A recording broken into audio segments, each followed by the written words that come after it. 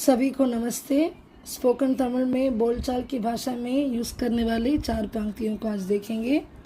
खाने के लिए क्या है, व्हाट्स अवेलेबल फॉर ईटिंग। जैसे हम होटल में जाके पूछते हैं ना, खाने के लिए क्या है।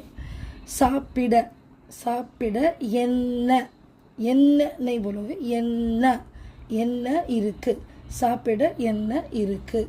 क्या गर्म पानी मिलेगा, will I get some hot water और can we get some hot water.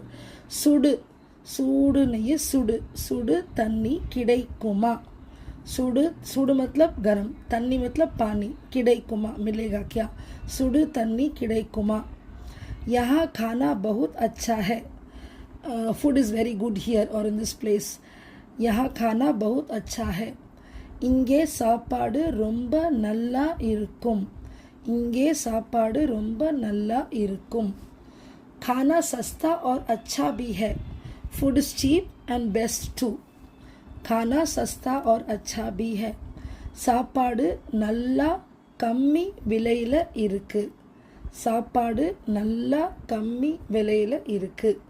सस्ता भी आ जाएगा, नल्ला मतलब गुड ऑल्सो।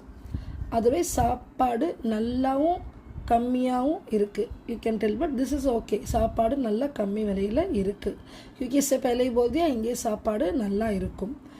Happy learning. நன்றி, வணக்கம், धन्यवाद, नमस्ते।